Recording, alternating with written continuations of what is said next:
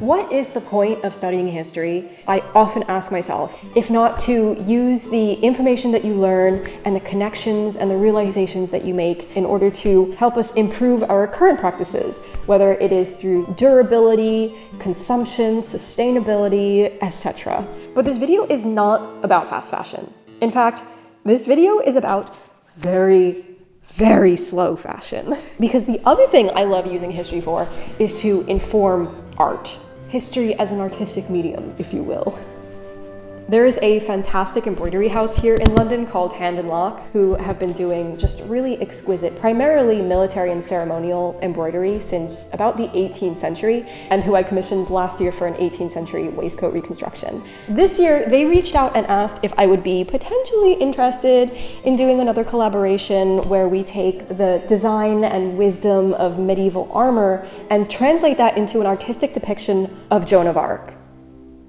I don't think I had even finished reading the email before I had already replied and said yes. So I started out with some reading. A lot of reading about Joan, her trials and visions, to whatever degree we can trust the trial transcripts, about continental European armor styles and the armor trade, and based on the shapes that I was seeing and the functionality of the plates, I started cutting out some shapes on the form to start getting a sense of how things could go together.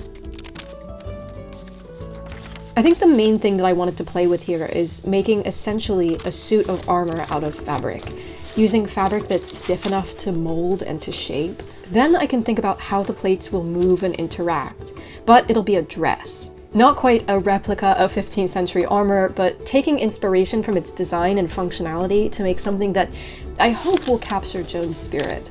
So I'm going to go back to Hand and Lock and I'm going to run these ideas by them and just see what they're interested in pursuing here. Goblin Bernadette here. She's going to be searching for a hot minute, so allow me to take this time to tell you about a much more enjoyable way to spend your time searching, and that is by playing June's Journey, the delightful hidden objects mystery game, who are also the sponsor of today's video. The story begins as our main character, June, seeks to uncover the mystery of who killed her sister. She becomes a whole detective and starts solving all sorts of mysteries, not only in her native jazz age in New York, but also she flies all over the world, so you get to explore and go along on all her adventures with her. I find June's Journey such a relaxing way to unwind at the end of a day or when I need a brain break to escape with over lunch. The art, the scenery, the music, the vibes. Not only is it a captivating hidden objects game where you get to search for items as well as clues that progress you through the storyline, there are also tons of special events and sub-games, so there's always something exciting going on if you want to shake up your gameplay a bit. Plus, as you play, you earn coins which you can spend on decorations to kit out your own little island, and I challenge any of you to out-island my island. You can download June's Journey for free by scanning the QR code on screen or by clicking the link in the description box below. June's Journey is available on iOS and Android mobile devices as well as on PC.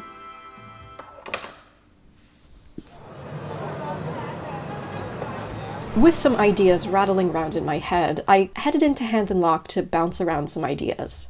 And you could almost do the embroideries and then frame them as a series. Yeah. It could be really cool if each one it's almost like a bit of a story. I do think that like a storyboard. Yeah. Of interesting. Some variety. Yeah. Maybe one's actually sat on a horse with their sword in the air. Maybe like, one, like one like that with the with the flag. The other thing that I thought was really cool, the makers of the armor in this period, they would stamp each plate with a maker's mark, like this, just to show who was making the armor. Okay. Usually it's some stylized form of like medieval lettering, which could be kind of cool. We could do some sort of crest in that part that maybe has like a bit of your logo, a bit of our logo, or whether we keep that more to her. I'm thinking all tonal, I think all this silver, sort of different silvers and greys. But then I guess if we were going to use anything else, we'd use gold. Like, the gold does work really nicely for like suns and halos and like then. While I was there, Alice brought out this remnant that they had from a previous commission that I believe was possibly handbags. It was this super heavyweight Duchess satin fused to a heavy cotton or linen backing with a glue. I took home a little square of it to do some tests. It was really stiff. We weren't 100% sure it was going to work for a garment. It took a bit of getting used to, but with enough hand strength and a lot of heat and pressing, I got it to work actually really beautifully. And not only does this save us on materials, it's also going to be awesome to get to use up some remnant material that otherwise would have gone to waste.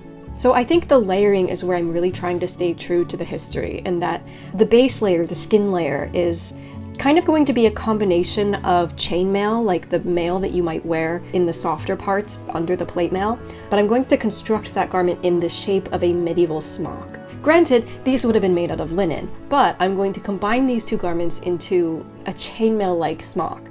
I think it's a really strong, stable foundation garment that, again, I'm going to take a couple of artistic liberties with, but the actual foundation of it is going to stick to the history. The smock would be embroidered with some texture that might evoke chainmail to sort of contrast a smoother, polished armor effect of the actual plate.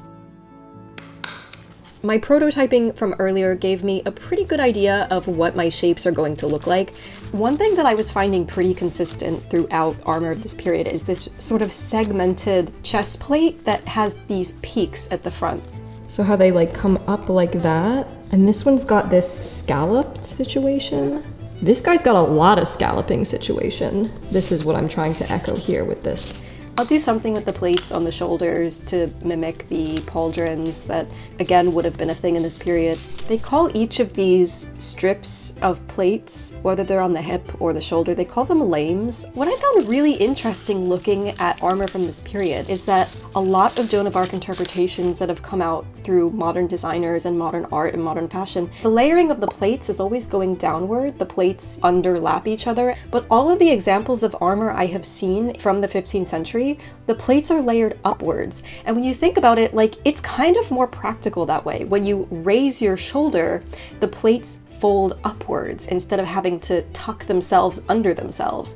Again, like, I don't have much experience wearing armor, so I can't say for certain, but like, this is the evidence that I'm seeing historically. I'm sure there was a reason why they were doing it this way. So anyway, that is something that I'm going to play with on this particular design. Finally, we have these tassets, these little leg plates that are hinged to the bottom, to the last final lame on the hip. There are two of these in the front and two of these in the back. These are present on armor of this period. The whole situation where you have the like upside down U curve around the crotch, that's very much a later period thing, a 17th century, late 16th century type thing from what I'm seeing. The early 15th century, when Joan is sort of at her peak doing her thing in 1428, 29, 30, there does seem to be a significant shape and a silhouette shift in the mid-15th century. They're more doing the rows of the lames with tassets hooked onto the bottom here. I mean, I guess they could be really short, but mine are quite long, coming down to like mid-thigh. So these tassets down here, this is like a perfect opportunity, a blank slate, if you will, to put some decorations, an extreme embroidery moment that Hand and Lock I feel like can really showcase themselves. And so I've done sort of a vague mock-up of Joan's crest here with the sword and the crown, just synthesizing some ideas here, taking from what history might hypothesize was going on here. I just need to do a little bit of truing up to make sure all the plates match up and there aren't any weird gaps anywhere. The other thing that I thought would be really cool to play with is to incorporate some actual plate mail. Granted, we're not making a full suit of armor here, but I thought it would just kind of be cool to pull in that craft. I think we could have two little leg slits, and then from either side are two fully plate mailed legs. And of course, pointy sabatons. Not to the extent of like the full Timothee chalamets, if you will. Has anyone seen that meme? Please tell me you've seen that meme. Danny, can you put that meme on screen? A little bit of fierceness, if you will. It's done! Then, once all 26 pattern pieces are drafted onto paper, I can mark out everything on the fabrics so that the embroiderers know where to work. However, upon unrolling the fabric, I wasn't wholly confident that we would have enough, especially because many of these pieces are doubled or even quadrupled in the case of the tassets. But after 3 hours of playing pattern chicken, I was, in fact, the victor. We had just barely enough. The armor pieces are now ready for embroidery, and I wanted to run these over to Hand and Lock ASAP since this hand embroidery is going to be the time-consuming part. Of course, this is an absolute ton of embroidery work because all these plates could have detailing. There's so much we could do here. This design, admittedly, is going to be a little bit pie in the sky. I'm gonna do like lots of ideas, lots of embroidery, and I'm just gonna see how much hand and lock feel like taking on. It looks almost like a blueprint, doesn't it? For like a plane or something. Much to my surprise, Hand and Lock took a look at this sketch. They got very excited about the ideas. They had plenty of fantastic ideas of their own. These were just different options to try and give the appearance of chainmail. But much to my surprise, they wanted to do it all. They wanted to do the chainmail smock texture. They had all sorts of ideas of etching and full panel scenes from Joan's life that they want to incorporate into the plate mail. So basically, all of the ideas, my entire pie in the sky plan here, they want to do it all, which is thrilling. And also, on behalf of them, I'm a little bit terrified. So anyway, we have a lot of work to do.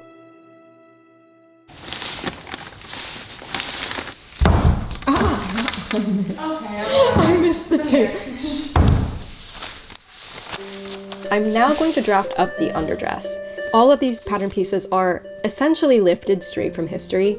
This fundamental sort of smock shift chemise design. Honestly, it doesn't change very much between the centuries, between the genders. All I really need is the body piece, which I'm cutting all in one, front and back with no shoulder seam, gores on either side to add some skirt flare, 2 sleeves, and 2 gussets. So 4 pattern pieces in total.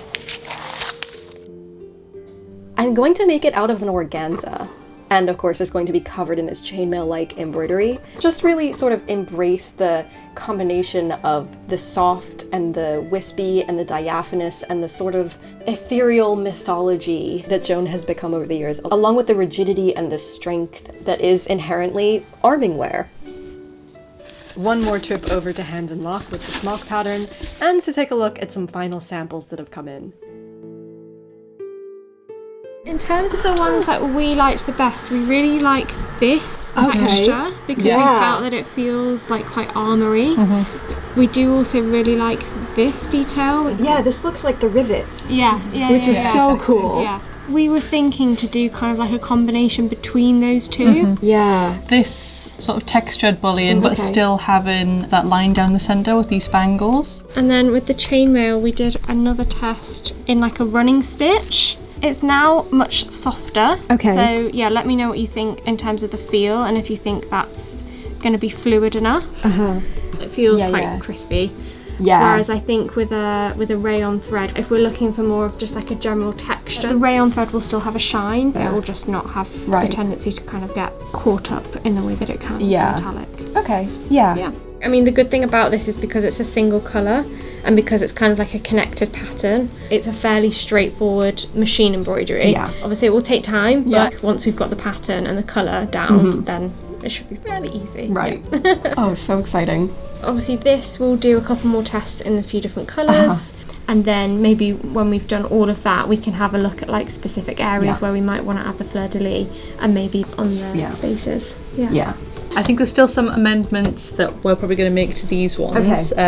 So I can send that back across as soon as they're done. With the specific design stuff, I'm sort of inclined to let you do your own artistic thing. You know, it will be cool for me to see it and just be like, ooh. Okay, great. All right. Let's go. Go team. And now, we wait. Hand and Lock are going to spend the next few weeks hand embroidering the armor plates and running the long chemise pieces through the machine. And me? I'm going to get on with other projects in the meanwhile. But there will be loads more to do once these pieces start coming back into our workshop. So if you're not already, hit that subscribe button if you wish YouTube to notify you when we put out the construction phase. If you want to catch up on some of my past big project builds, there will be a playlist popping up on the screen for you to peruse in the meanwhile. And of course, don't forget to check out June's journey, link in the description box below. See you soon!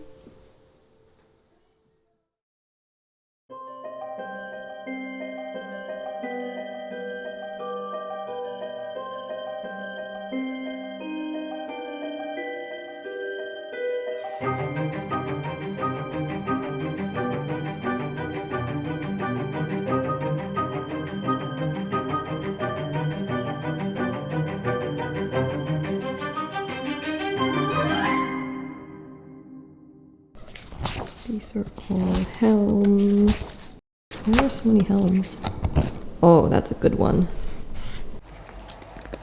Many helms. Okay, here we go. No, these are still helms. Bro, this whole book is just helms.